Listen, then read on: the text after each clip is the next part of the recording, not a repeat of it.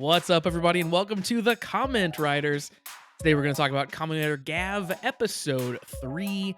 I'm your host, Josh Meek, the Uber Geek, and I'm joined, as always, by my good friend, Toby Tobes. How's it going, Toby? Josh, we're going to finish the conversation I forced you to start the podcast for.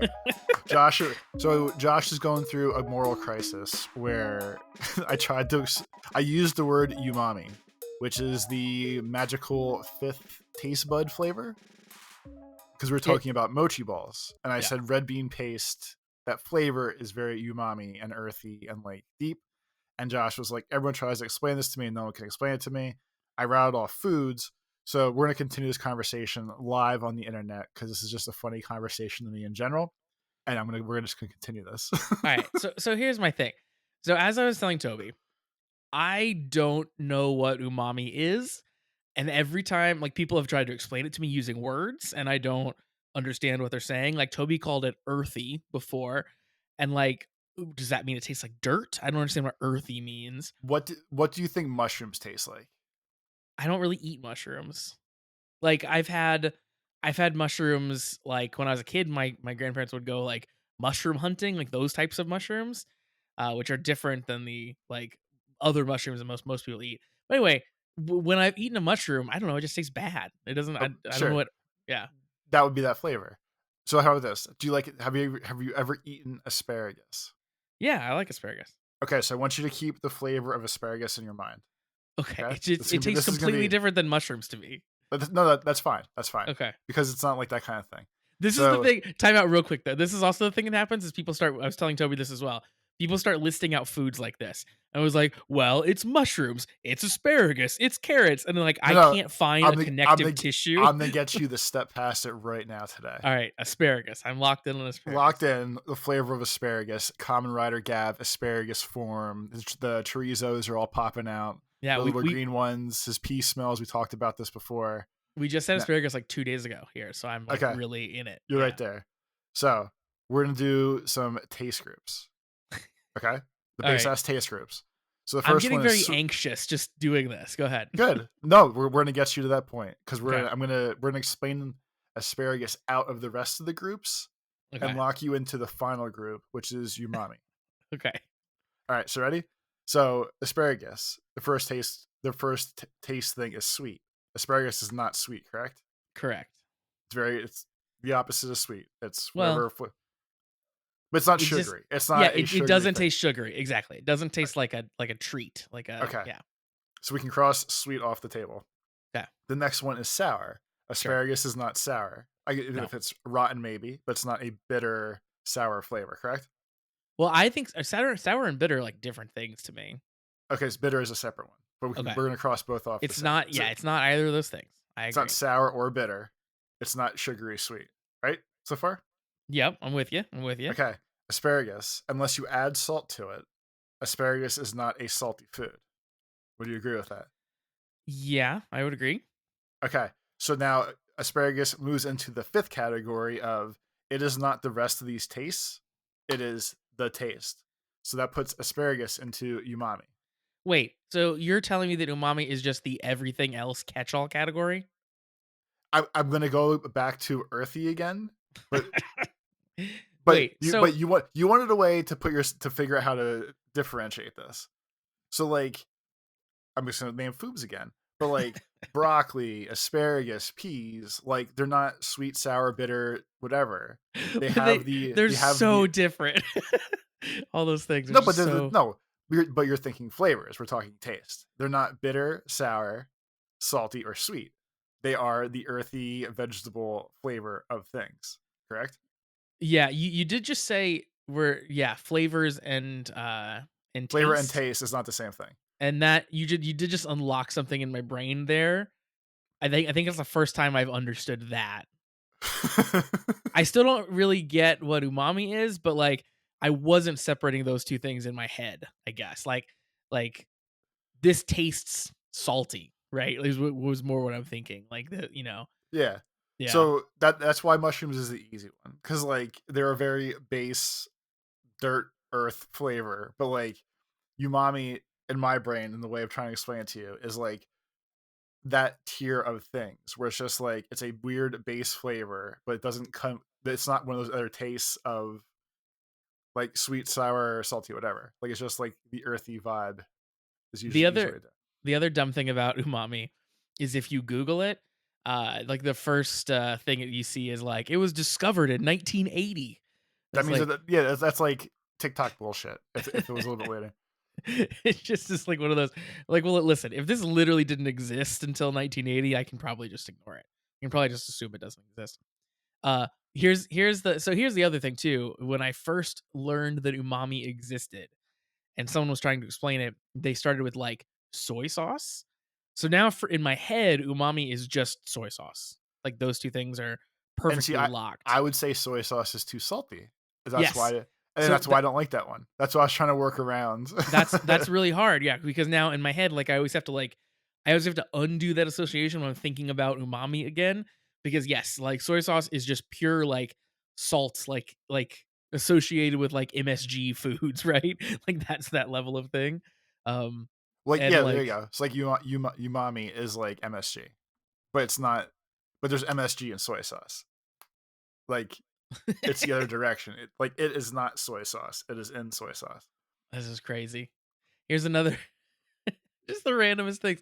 Umami is tomatoes, cheese, meat, fish, dried shiitake You mushrooms. know, I just work so hard and trying to explain it to you, and now you're just like, I'm gonna look at 27 different foods, and I'm gonna ruin all the freaking hard work Toby did. How long is it?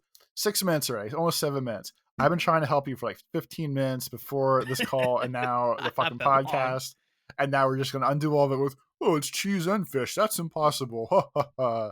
No Not on doing it. You listen. You got the whole like taste and flavor. flavor. You got that distinction in my brain. I'm thinking about those separately now. At least I'm going to start trying to. So I think you've moved me in a direction, which is a positive, closer to understanding umami direction. You've set me up that it maybe is just a catch-all flavor that is everything else, which I think is very funny, and I hope that that's actually true. But you haven't solved it. That's all I'm saying. So I was looking at some other examples because that's one of the funniest things. Is I think it's like you know There's no good way just to explain it. It's just the no, thing. It's yeah, just the vibe. exactly. It's just the vibe. Because so many people in my life have tried to explain this to me, and it always comes out the same way, where eventually they're just really frustrated with me and they're just shouting foods at me, and I'm like, I don't understand how they're connected. What are you doing? And that's my life. Apparently, as a test to try to teach yourself what it is, if you do you ever eat sushi, even if it's just like the Yes. rolls, like just Yes. whatever California roll, whatever, Yeah. put soy sauce in one little bowl to dip it into, and then put salt water into the other bowl, and that flavor difference is apparently what umami is. I don't understand how a difference in two flavors can be umami. No, Does that like make sense? because like the salt water should just taste like salt water, but Yeah, and the soy sauce would basically just soy take. sauce is kind of like salt water, but it Oh, also so has like MSG and stuff in it, which is umami to like so help you differentiate the difference between just salt okay. water and salt water with MSG. Okay, I get that. Okay. So that basically I'm subtracting the salt then that's in common between those things. Like what's the stuff on top of the salt of soy sauce that is the umami flavor? Yeah. Okay. I will oh, you know what? I will conduct that experiment. That sounds very You know what? doable. I even though like I mean I don't know what it is still either, but like I will do the same experiment and you and I can discuss this later. Okay. Well, Whenever I get the chance to do this as well, I will also try it. Just so I'm not be I don't want to be one of those bosses that are like go clean the fucking bathroom and not like want to clean the bathroom myself. you're going to be So right there on the front lines with me. I'll be right there on the Yeah. front lines with you. We're gonna plunge that toilet together. Love it. All right, and we will report back on whether I learn what umami is or not. Umami too. Well, this is kind of true of everything. When someone You mommy to electric boogaloo. umami too, electric boogaloo. No. When I feel like a lot of times in my life, people that try to explain things to me approach it, and I'm not saying that this is what you did, but like people like try to explain things and they come in with like a cockiness or a confidence, like, oh, this is easy to explain. And then in the middle of it, they realize they don't know how to explain it without just saying that same word again. Like they don't know how to use the other words to explain it. I feel like umami is really one of those where eventually everyone who explains it starts saying things like, It's just It's umami. just umami." Don't you get it? It's just umami. No, if I understood what just umami means, then we wouldn't be talking about I this. probably wouldn't have asked you in the first place. Yeah, so that's a thing in my life. It has been for years. This the struggle with what umami is. And Toby, I think our listeners struggle as well, because they want to hear us read more emails. So And real quick then, so because we got super far sidetracked, the whole point of my mochi story was the mochi I got tonight is rice, sweet rice dough instead of red bean paste dough, and I like them better. And I think it's okay, because I don't like red bean paste flavor. well, there you go. We're all learning things. Also, that mochi story was a story that you started before the podcast started, so no one else knew about that but me. But that's okay. Yeah, well, yeah, I Now that'll we're all do a caught up. background. Yeah, I had mochi for dessert. It was autumnal. Autumnal. That's We get closer, right? Wait. you did no, you actually nailed it. Yeah. Wait. Toby didn't Aut- know the word autumnal I think I before. said autumnal. Autumnal? Yeah, you Like tried like to like almost like artisanal. Yeah. artesian. Yeah. Whatever word you said first, it was about 99% the word artisanal instead of autumnal. Yeah, I mixed them together probably. You did. You did. I learned too much today. Let's go on the show. My brain's too full. Um anyway, on with the show. We're going to jump over to email. So we are, as you I'm sure can tell so far, A are food review podcast. We're like good eats, but different. very different. So different, in fact, that we actually are a common writer review podcast. And we do lots of fun things here. One of them being that we have a Patreon. So patreon.com/slash the comment writers is where you can go and sign up for just $3 a month and get access to a bunch of bonus content from us. Primarily, that is us watching tokusatsu shows. Right now, we're watching Boon Boomjer and Common Writer O's. You get to watch along with us and hear our comments. It's kind of like Mystery Science Theater, but for tokusatsu. So that's super fun. So check that out, please. Patreon.com/slash the comment writers. And one of the things you get as a bonus for signing up for the Patreon is access to our Discord. And in the Discord, well, in the Discord, there'll be lots of nonsense happening in the Discord. Let's be honest. But It's one of basically the what happened here, just in over someplace different. exactly over the course of a week. But one of the things that happens there is we have an episode questions channel, and we have an episode question this week from Charlie. Toby, Charlie says, after this week's episode bringing a form with a soda flavored gummy, what are each of y'all's favorite soda? So, Gav is a snack based common writer show. We featured a soda poppin' gummy this time around. What would be your go to soda to put in your red mouth belly? So specifically only on tap. I'm one of those ride or die Mountain Dew Baja Blast people. Oh yeah, yeah, Like I I only get zero, but that's the closest zero soda that where like the zero tastes like the main, but it only tastes good on tap at Taco yeah. Bell. Taco Bell, yeah. Like if I get it in cans, I get in a bottle. It's either extra flat or but more or less syrup or whatever, and it's really gross. It's the same vibe as Sprite at McDonald's. Tastes different in those cups than it does any other Sprite anywhere else. And it's Yes. one of those weird things. So the McDonald's beverages, I realize now uh I should actually Google this and, and confirm. But I believe that McDonald's actually gets like literally a different mixture, like a special proprietary blend of Coke and Sprite. I think it might just be those two, for their restaurant, so that theirs taste better than other people's. You know what? That's fantastic. That hammers that answer out for me.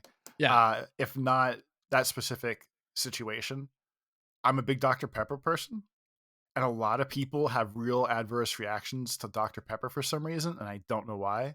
But I think that's my actual outside favorite. Dr Pepper. And then as another a craftable one, which doesn't really count, um, I have heard different names for what it's called. But basically, before like Coke Freestyle machines were a thing, where you can make your own drinks, Mhm. there's assorted names for putting a little bit of every type of soda into your cup at like a Burger King or McDonald's. Yeah, do And you wanna know what my generation called it? At least my area? I It was a suicide. see, I didn't want to say that because I don't know if you're supposed to say stuff It's a suicide. like that. And then now we just call it a kill yourself. No, no, not really, just kidding. Okay, Uh, okay. So that was the same thing. That's what we called it too. a suicide. But that used to be my go-to at Burger King specifically. Friday nights, mom would always take me out for fast food, and Yeah. I would sit there and get a little bit of everything. And for whatever reason, even with having two flavors of Coke, because like these were the OG days, so it was like Coke, Diet Coke, Sprite, Orange, Dr Pepper, root beer. I think that was it. Again, like you remember, everyone has to remember. Yeah, I'm like that's I'm like a probably thousand years old, so it's like the old like there was no flavors back in my day. yeah. But when you mix all of them together, the Dr. Pepper was so potent that I feel like Yes. no matter what, it tasted like Dr. Pepper. Oh, orange soda too. Orange soda was also in there, You said but orange. I think you but said it orange, always yeah. tasted like Dr. Pepper. Yeah, that's my memory as well, is, like, you had to be real light on the Dr. Pepper or you were just getting a Dr. Pepper. It didn't matter.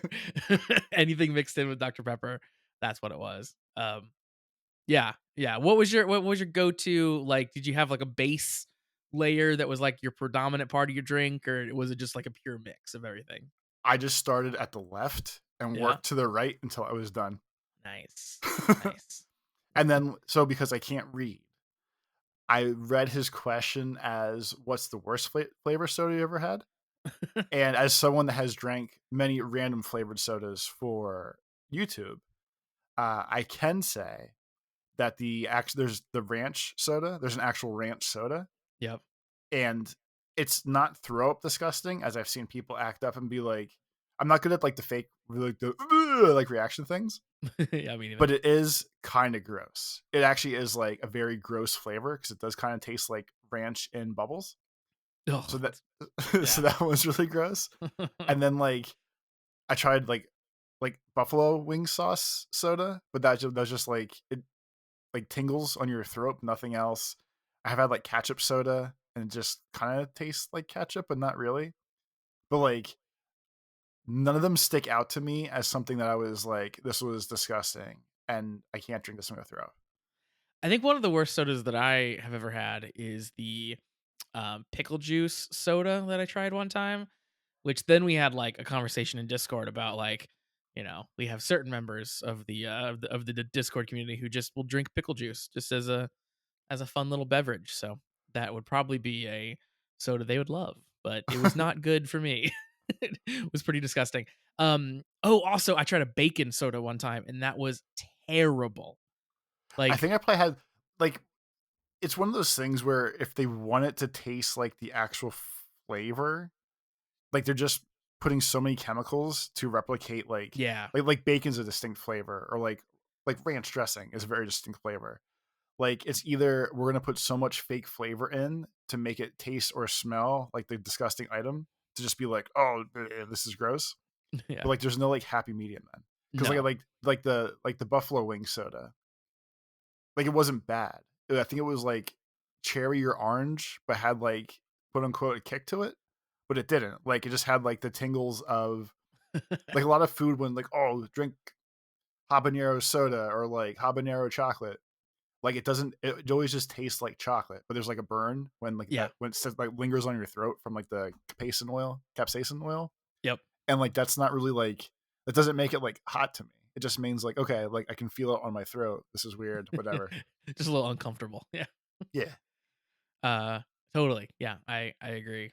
Um, I will say my favorite soda of all time, like the thing I would normally be getting if I'm at a restaurant, Diet Coke. It's when my absolute number one, and the McDonald's Diet Cokes are definitely the best version of the Diet Coke.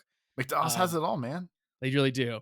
But in general, I'm a big fan of a fun beverage, as we call it in our house, because I'm not really a drinker, but I love to get like just a fun soda I'd never seen before or something like that.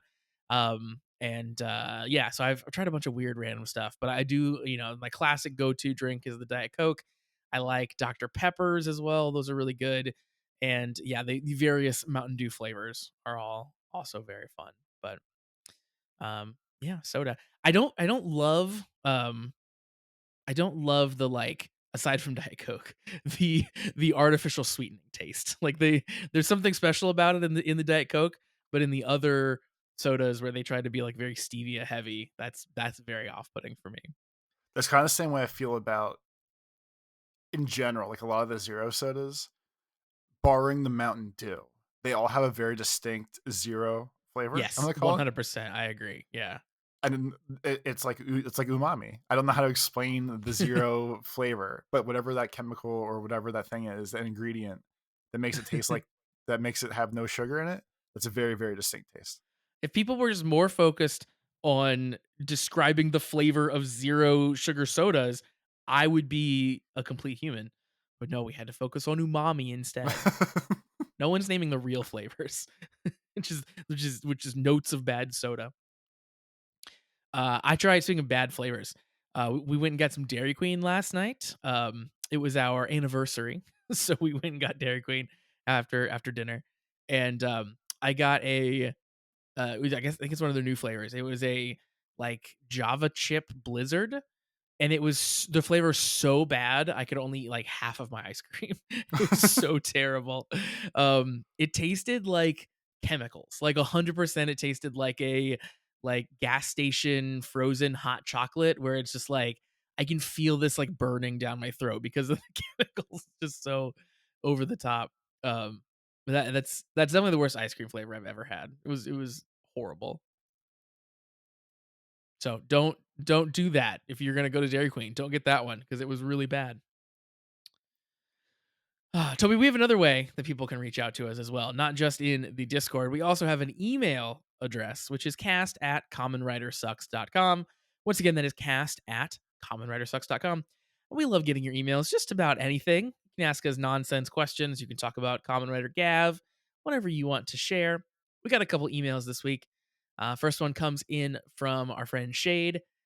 Shade says, "Hello, everyone. I hope you're all eating well. It's time for Common Writer Gav. Before we get into the episode, I have some cool things that are surprisingly not in the producer's blog. First off, Toby, is about the twins. Not a lot of people noticed, but one of the twins is actually played by a male actor. Did you know that? I did not. I didn't either. Um, yeah, it's hard to tell, but I guess one of the twins is male. I don't know if that means that like one of the characters is intended to be male, or if it's just a male actor playing a woman, or if it doesn't matter because they're actually monsters anyway, so who cares? But I had not noticed that, so that's really interesting. It feels even more Team Rockety now than Totally. before. Yeah, 100%. The I think the taller one is the man. And then Shade links us a Twitter translation, which I found this really interesting. So Shoma is leaving notes, of course, in these episodes. We've seen it happen twice now. When he left Hajime the boy, and then when he left Sachika the first time.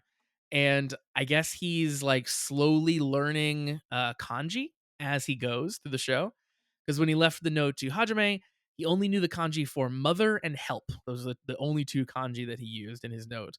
But after he met the girl, he had learned the kanji for happiness then. So he had added that to his note. So that's cool. That's a fun He- little detail. He's learning faster than I Absolutely. am. Shade also points out that the CD for Counter Gav's opening theme "Got Boost" is coming out soon, and along with it, you get a special Gochizo that's Fantastics branded. It says Fantastics across its forehead, and of course, it plays the theme song when you put it into the driver, As it should. as it should. And Shade says this kind of implies that Shoma ate a CD and this Gochizo came out. That's true. Whenever he has a Gochizo for like any of the previous Kamen Riders, it's because he ate them. That's how that works. That's actually a good question. How does he have? Well, I guess we've never seen one yet. We don't right? see him in the show normally, yeah. Yeah, because a lot of times those, like, other writer gimmicks for the current season are saved for, like, just the movie or not even that. It's just, like, they're just toys for the sake of toys, really. They don't have to be explained in the show necessarily. I feel like they do have to be explained because now I have a lot of questions about this. We've lit off some, I don't know, brain sparks like or something. It's looking pretty stormy over here, I'll It's tell you looking that pretty much. stormy over here. It's getting cloudy. But yeah, like all the other like rider cheaty cards make sense because like they had whatever Chemi cards they wanted. Like, oh, he was friends with riders. That makes sense. That's not tied to something. But if the Gachizos are based off of him eating sweets, Mhm. where do the rider ones come from? Well, maybe someone just designed some Common Rider candy along the way. Maybe, it's kinda like we have Flintstones vitamins, right? Maybe someone makes Common Rider candy. You know what? We're gonna say that's the answer, and we're gonna move past this. That's Alright, a good good. call. We did it. Toby, our next email comes in from Kieran. Kieran says, I tried to come up with a joke with the word fist in it, but I I decided got him. against it. Good joke. Wouldn't want to lower the tone. that that might be the sickest burn we've ever received via email. Kieran says, we seem to be in for a potentially a good year with Gav. I'm interested to see how Shoma interacts with the Stomach family and to see them more involved. Yeah, I agree, Kieran. I think that I'm really interested to see that clash to start happening because right now they're sort of very on the outskirts and we don't know too much about them. Kieran says, I've mentioned this in the Discord already. Only $3 a month to join, or the equivalent in your preferred currency, and you get access to lots of bonus content. Thanks Is for that the how that plug. works? Yeah, that is how that works. Yeah. But for those who aren't in there, the Stomach family all have names meaning tongue. Lango comes from Esperanto. Glotta comes from Greek. Nielv is Hungarian. We're going too Sheet. fast. Wait, Sorry, Esperanto is the language?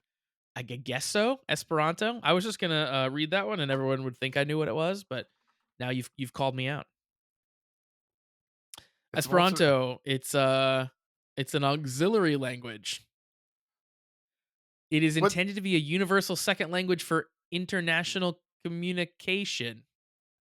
for an English speech or I'm so for an English confused. for an English speaker?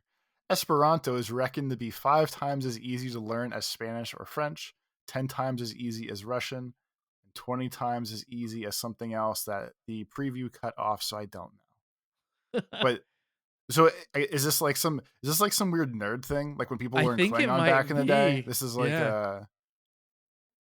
I think this is like it sounds like Swatch internet time. It sounds like a language intended to sort of unite the world. Uh wow. Okay. Yeah, it was created in the late 1870s and early 1880s by a person who was in the Russian Empire. Now that's part of Poland. And he created it to reduce the time and labor we spend in learning foreign tongues and to foster harmony between people from different countries. So, yeah, it was like a bridging the gap world language attempt. Huh. This is kind of weird. It is not one of the that dead air is not on purpose. We're both just sitting here reflecting, I think. yeah, I'll be damned.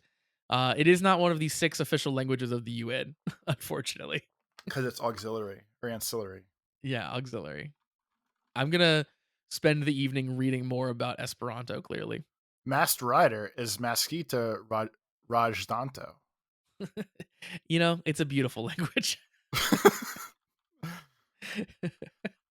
Anyway, yes. Umami is still umami.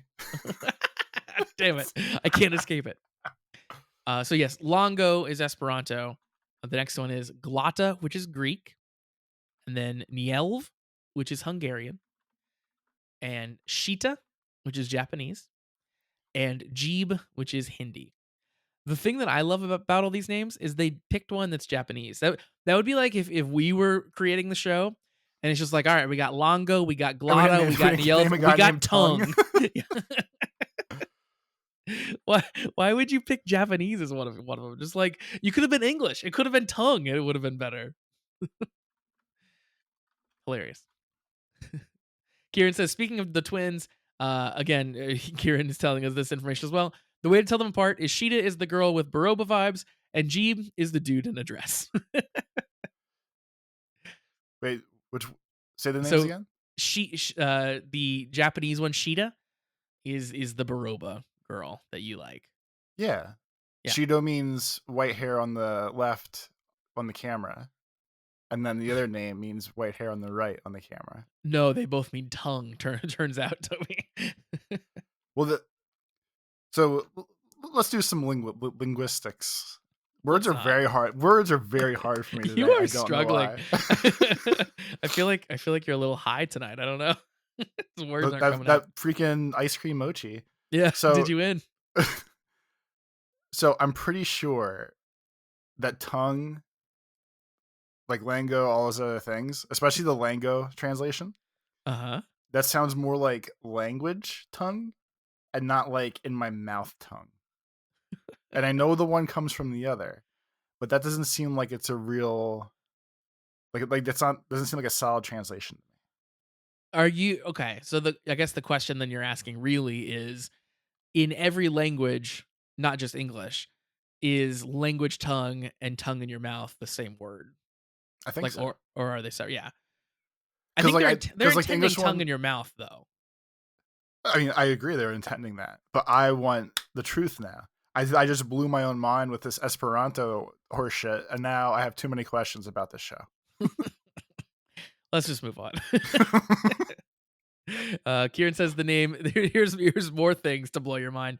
The name granute is just the Japanese for granulated sugar. They That would don't make really seem sense. that sweet so far. Kieran says, yeah. So it's granuto. That's granulated sugar. Kieran says I was curious before this week how our secondary writer gets his powers, but I'm gonna guess it's something to do with our newly snazzily dressed granute expert fiend friend. Can't read either. Um, yeah, I hadn't considered that really, Kieran. That like if everybody is a granute and you have to have the little, the little gav on your belly, um, creating a secondary writer is going to be a bit of a challenge from a story perspective. But yeah, I guess the professor will probably help that along somehow. And Kieran says, I think my final question to end on is what's the chances we won't see Gav's father in any way during the show? I'm going to say 100% sure because, as we pointed out the first episode, they're not all mother issues, but all the G riders are all mother driven stories. Yeah. So I'm pretty sure that if like his dad, the main Granute himself, will never be seen. He'll be referenced, but this is about him finding slash saving his mom or eating all of his mom's favorite foods. Yeah, it seems like they're just gonna focus on the mom because we haven't gotten any hints of dad yet. Like you would think if that he was gonna play a part, we would have had him mention something about his dad, or he would have had some thought about his dad. But it's been pure mom so far, you know, and in lots of with some space where he could have definitely had a dad thought if he wanted to hint at it. But that with that being said, I'm sure this is the first one where we're gonna get like heavy dad content in a few episodes. Just Well, that's especially too, like I feel like they handled like he landed on Earth and he's like, "This is where mom's from." So we instantly established like his dad is the alien half. So I true. mean, True. effectively, we know enough. Okay, his dad's an alien is not around. I don't know, but we Yeah, know. that's true. Yeah, I mean, I guess at most, like his dad could be like a granute that he fights at some point, or something like that. Comes through as a rider. Yeah. I guess he ever setting that up, but you're right. Yeah, we do know enough to know that his dad's the alien side. Well, anyway, Toby, let's jump into this episode that we have started talking about here. This is episode 3. It's called "Soda Punch is a Guilty Pleasure," and we open up with a little bit more view of our stomach friends. We have one of the harvesters of humans, the creators of the dark candy people, kind of giving the supply up and getting paid in that jelly that they love to eat. And we get to see a bit more of the twins, and they're of course focused on the viral images of Common Rider Gav that are showing up on social media. Last episode, they weren't talking the same on top of each other, were they? Like episode 3 we've established they had both of the same thoughts at the same time? I Or think did I they just don't were last remember? time. Well, they were like completing each other's sentences before, for sure. Like when they hung up from their like Zoom call, they absolutely were like repeating each other's sentences. Okay.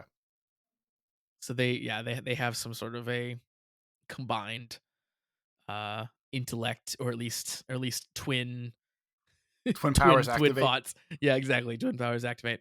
It's just like what's their names from wrestling? Dang it, the Bella twins, where you have to like roll one twin out and the other one rolls in. Twin Yeah, magic. yeah, twin magic. Yeah, exactly. I'm excited for those fights where they just get to swap out. Then we get to go see Shoma after the little bad guy catch up at the beginning. Shoma is on his last dime. He's used up all his money, and he's gonna spend his last pennies on buying some gummies. He had so many choices, but he settled on the gummies that he knows. So obviously his food repertoire is not huge yet, but it seems silly that he bought a pack of gummies that were the ones he already knew. And so he was like, "Oh, there's so many flavors to choose from, so many different things to buy." But he settled on the one that makes the base ask of Cheezos. And I would have thought by now he would actively try to find other foods to I see mean, like, does this he make l- things come out? he literally has a journal that's sole purpose is to track him trying new foods. Yeah, I don't know why he would rebuy the regular gummies. Like you tried those, man. That's not going to be a new journal entry. You got to get something different here. Well, between Mi- that and the fact that like candy makes things pop out of your body, Yeah, like once like if the first time I ate like a piece of pizza, if like a little pizza popped out of my stomach, and then the next day I was like, hamburger, and a hamburger came out on day 3, I probably would have learned like when I put things in my stomach mouth, other things come out of me. Like I'd probably try with more different things and not the same thing. He has no adventurous spirit. he doesn't. That's true. That's true. And really, that is the thing every human has to learn. So you put things in and they come out. Yeah, You know, sometimes a different hole. most of the time, hopefully. That should be the primary way that it comes back out.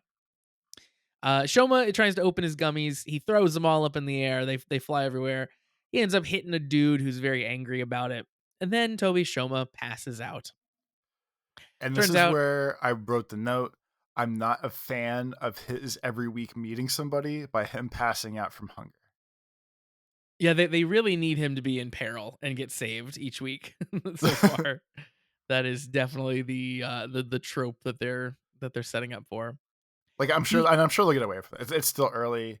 Like his friend today taught him like, "Hey dipshit, you're gonna become diabetic unless you eat real food too." yes. And that's a good life lesson. And now that he's learned, I need to eat real food too. I feel like he shouldn't just pass out anymore, and we can Yeah. stop introducing the character of the week by having him go into diabetic shock. Yeah, I think so. Honestly, like if they don't keep going back to it, I guess that's my big caveat with what I'm saying here. I really enjoy how they have slowly taught him how the human world works. Like with like the things like this. Like I think that's been fun so far. And I think this one was pretty hilarious. Finding out that he's only been eating junk food because that's the stuff that he's been liking, and then this bad guy had to give him this big, snacks are just like for once in a while. You have to eat all kinds of food. Like you need to not just eat these snacks. Come on.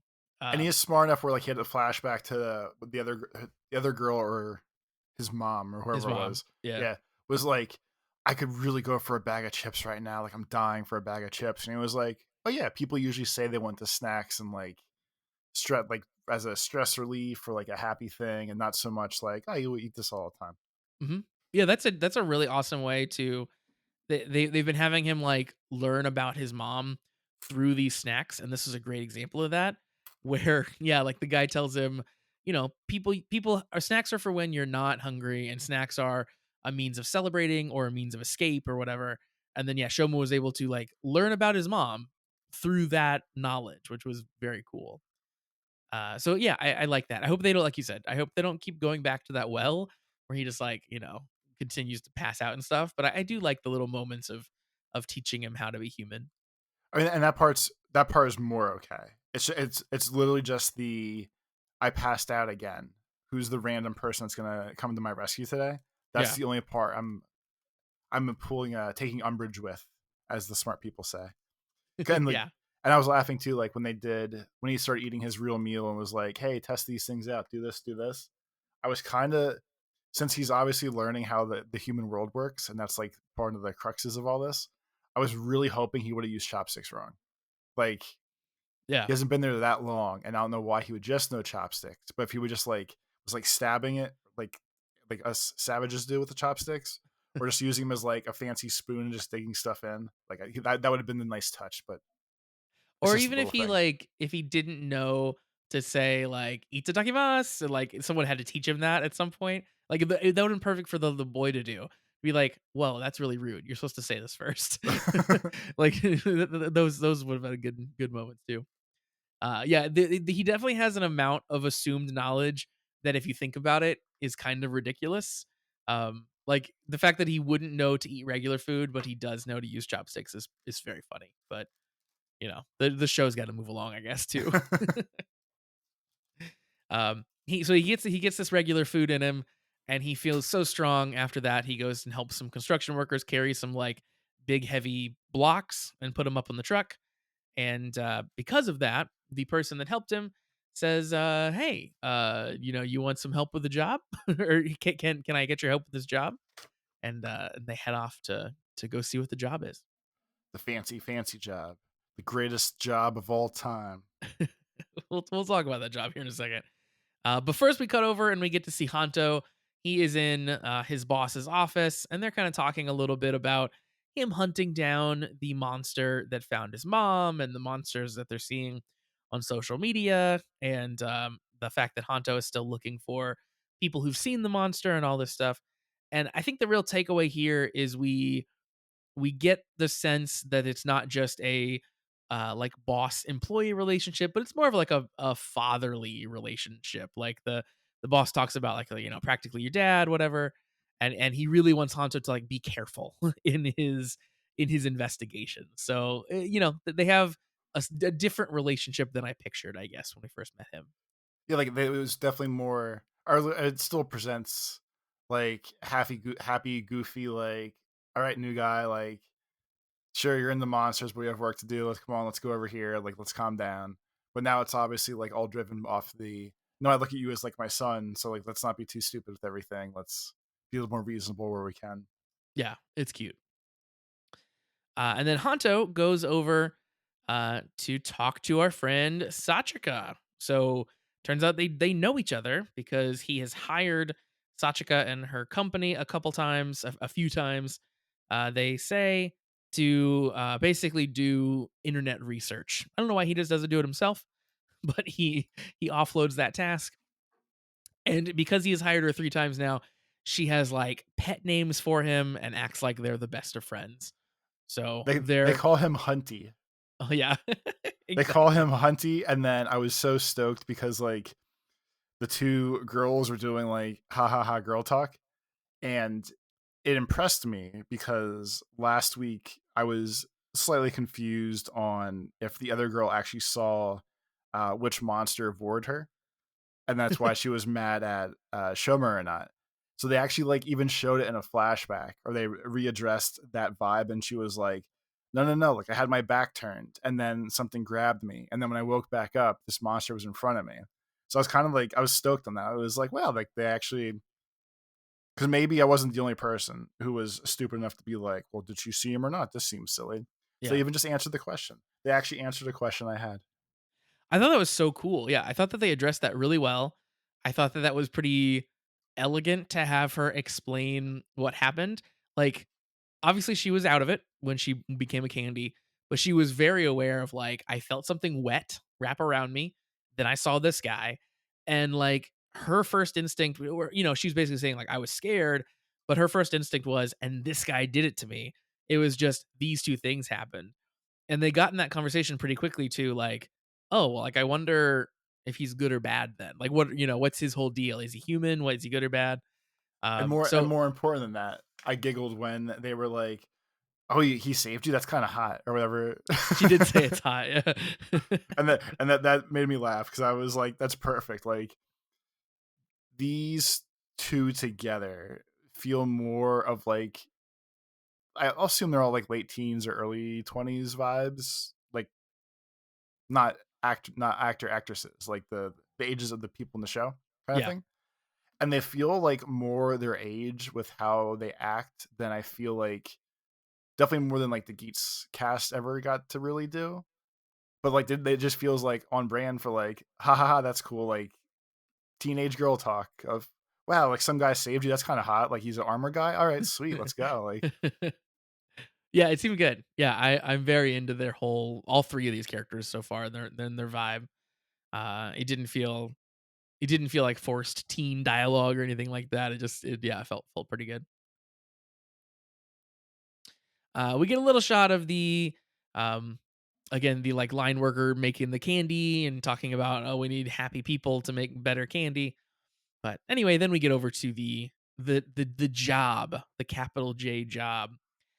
It turns out, Toby, this guy is gonna break into a house, and he suckers Shoma along on it, pretending to be someone who's gonna come work on the house.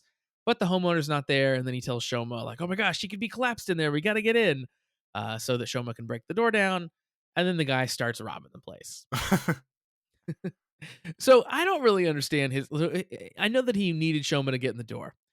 I don't know what his plan was after that because very clearly he's not trying to hide the fact that he's ransacking the place. And he knows how strong Shoma is. So did he really think that he was going to be able to like spring it on him and be like, "Look, we're thieves now. Go along with it, man. I'm sorry I tricked you like 10 seconds ago, but be on board, please." Yeah, like, it seemed like he thought Shoma was too stupid Yeah. and was like, "Oh, we'll just do these things." But so knowing that Shoma was extra strong and, like, in the criminal's mind, he was like, "Well, if the door is locked or there's something stuck, like, this kid can throw it out of my way or whatever." But when they got to the door and he was like, "Hey, muscle man, can you get open this door? It's probably stuck." And Shoma just kinda rips it off the hinges. Yeah. But I feel like if you're gonna break into a house, like, he would've been better off just picking the lock or just kicking the door in, because at least the door closes afterwards. Like, Yeah, now he it's picked the kid to rip the door off and wants it to be a secret of, "Oh, what happened here?" yeah. He also is, like, outside screaming before he goes in, like, he's, like, yelling, like, "Oh, Mr. So and so." Like, he is the most conspicuous thief that has ever existed. He's yelling outside, he's wearing bright blue clothing with yellow hats, and his other thief rips the door off the hinges. It couldn't be going worse at this point. And all 'cause they're plumbers. He didn't have a freaking plumber's belt thing. That's true. Yeah. He was not prepared for the plumbing duties. Of course, Shoma is against the robbing that's happening, and he basically grabs the guy and storms out and sends a Gochizo afterwards to clean up the house, which I thought was pretty funny because the Gochizo can just do your chores for you afterwards. I appreciate that. Kind of like we saw last week. They're their own independent thought people. And, like, last week, the potato chips went to find Shoma to help him, and where they're like, "Hey, Lassie fell down the well." And this time, like, Shoma knows now, like, "Hey, go follow him." And they're like, "Yes, Captain," and kind of take off and do their own thing. So Yep. their humanity is very slick again. Yeah, I love that a lot. Yeah, it's not like it's not like he just has to like point them and then they do a thing. They're kind of like they're very self-sufficient on a lot of this. Even if he asks for help, they're just sort of like then off on their own, doing a good job. So yeah, that is exactly what happens. The guy gives him this real sob story that didn't seem real at first to me. I thought he was lying again, but he says that he wants to get the money so he can pay back this like father figure he has, and he doesn't want him to lose his company. And Shoma's then like, "Wait, did you only help me because you wanted me to help you steal?" And the And guy storms yes. off. Yeah, exactly.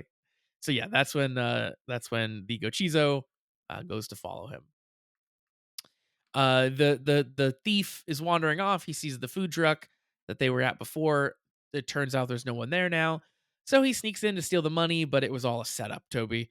The food truck operator was a Granute, And as soon as he grabs the money and he's happy, the Granute turns him into candy because now he's a super happy thief who got what he wanted, and he's gonna make a delicious dark candy. I guess more because it was like obviously it was a setup afterwards, but like when I'll assume you kind of do the same way, but like I basically take my notes in real time and then make them into more complete thoughts when we talk about it later.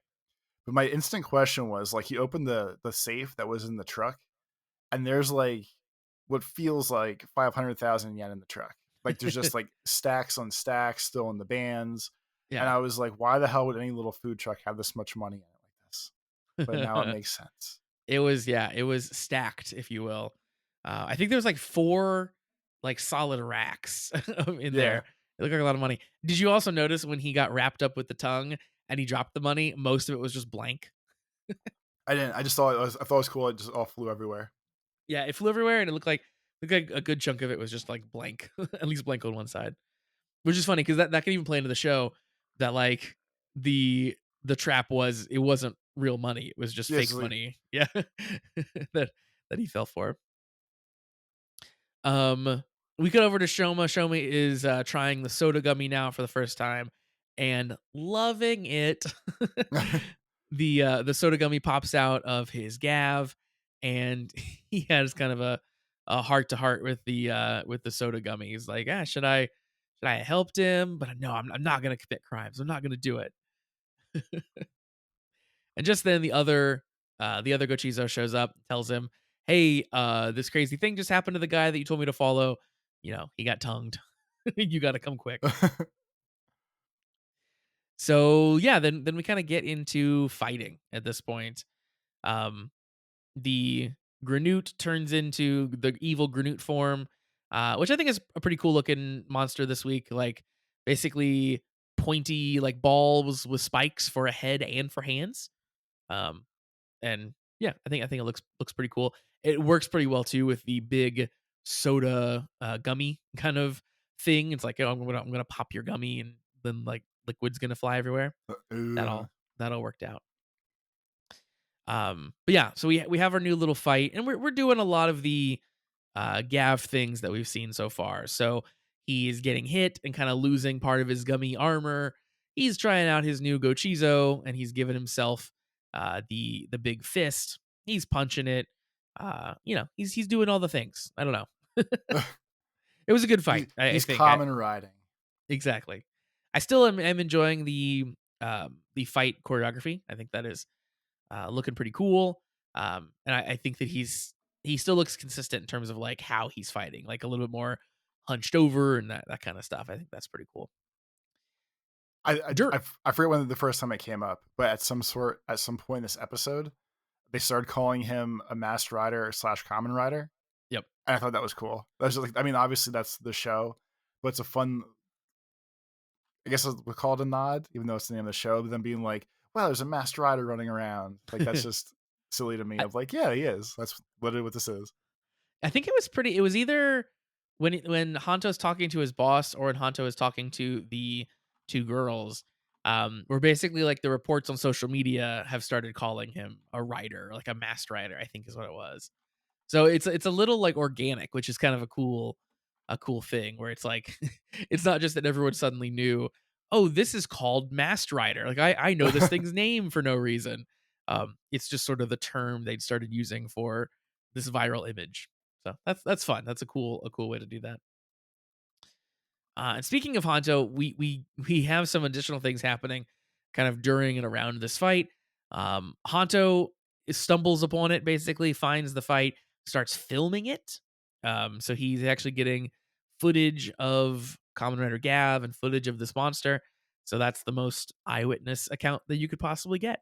He's gonna get it himself. That's one of those things too, where other times in media ish, I feel like by the end of the fight, his camera would have gotten stolen, or like the rider or the person on film would have been like, "Hey, like you need to delete this. You can't have this, whatever." And I just kind of let it go. They're just like they gave him his footage. He got to leave. He found a new friend who also wants footage, but whatever. Or we don't really know what his thing is yet, but something Yeah. along those lines. Yeah, that character, he describes himself as a Granute researcher, and he definitely has a leg up on Hanto at least. He was stealing some of the Gochizo. I don't know if you noticed that, Oh, I but did because I as was soon very as the fight's upset. over, yeah, he's scooping some of those up. And as soon as he saw Kamen Rider Gav, he said, "Oh, are you a Granute as well?" So he knows all about the Granute. And Shoma is able to get away because Hanto and this new Granute researcher are kind of arguing. And I think to your point of like the phone didn't get taken or destroyed or anything like that, it's because Shoma like has no idea what he's doing here. Also, Like also fair. he sees Hanto and Hanto asks him like, "Are you human?" And then their little like argument ensues. And Shoma kind of has this like moment of like, "Oh my god, I have to get out of here. I can't let him know who I am." And his approach is like pure panic. And then he like just kind of jumps out of the scene and like up over the buildings. So like, yeah, he doesn't freaking know what he's doing. You know, compare this to like the alchemy professor from last season where it's like men in black swoop in, gotta gotta make everybody lose their memories. Shoma like literally doesn't really even super get having a hidden identity at this point. He's literally just realizing it in real time that he doesn't want people to know his face. So yeah, he might improve on that as we go along. We'll see. And then so our squad of so to speak is now three adults with assorted jobs and vibes, possibly the kids still in it. But like you said towards the beginning of our show, I think having the researcher researching Gochizos and that whole vibe is what sets up for whoever might be the secondary and tertiary writers. Like I would assume it's going to be who I'm going to refer to as Chica from now on because I think it's Shachika or something like that, right? Sachika. Yeah. So we're going to call her Chica. It's easier for me to remember. So like her and Hunty have the easy ends for secondary and tertiary now, as long as Researcher Man can make another Gav belt, which I would assume is going to be the thing from his studies. And that's the only real way I feel like you get more riders that we would know as riders versus like just dropping in more friendly aliens and being like, hey, I'm your long lost cousin. Let's go fight some shit. Yeah, agreed. And I think that the researcher will be good to have around. Like I'm seeing him as kind of the like Professor Oak role, like where Shoma is sort of bumbling around trying random foods and seeing what pops out. I think the researcher will be the impetus for a lot more of like you have to eat this because it's going to make you really powerful. Here, try this. He's going to be like the Professor Kyoka of the role or something like that, where it's like, no, we're going to guide this research and we're going to make you super powerful because I know exactly what route to take. I Woo- think that'd be an amazingly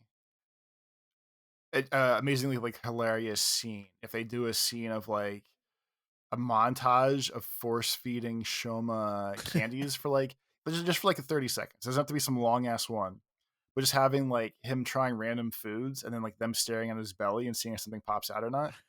Like, don't run it too long, but like the visual in my head of the scene is fantastic. He's got like a clipboard taking notes of what happens as it goes. Yeah, He's like, like ah, any good goofy like training montage. Just uh-huh. the training is a little bit different this time. That sounds perfect. So yeah, I think that probably makes a lot of sense for that professor.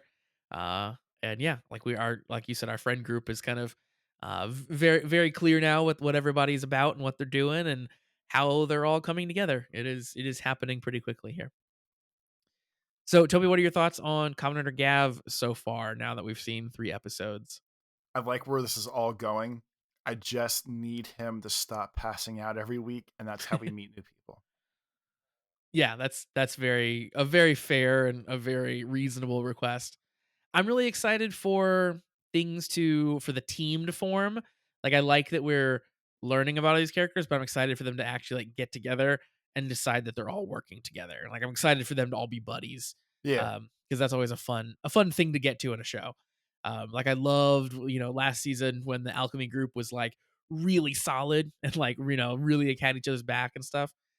So I'm excited to work our way there in this season. But I'm liking how they're telling the story so far. I think they're doing a really good job of like sprinkling in the little details about the mom and stuff. And yeah, I think think they're building a fun world so far that I'm liking a lot. Yeah, because like even starting back on the first episode, like with like this is the third week in a row now. We said like one of their strengths of this show is they do an amazing job of giving you backstory without like heavy handing. Like, hey, here's some backstory. They just do little snips here and there of like showing his character development through his past experiences and flashbacks and stuff and everything else. Yep. Because there's even a line. It was when he was, I think, when he was testing the soda thing or somewhere towards the middle. I think it was after he helped the criminal guy and yelled at him.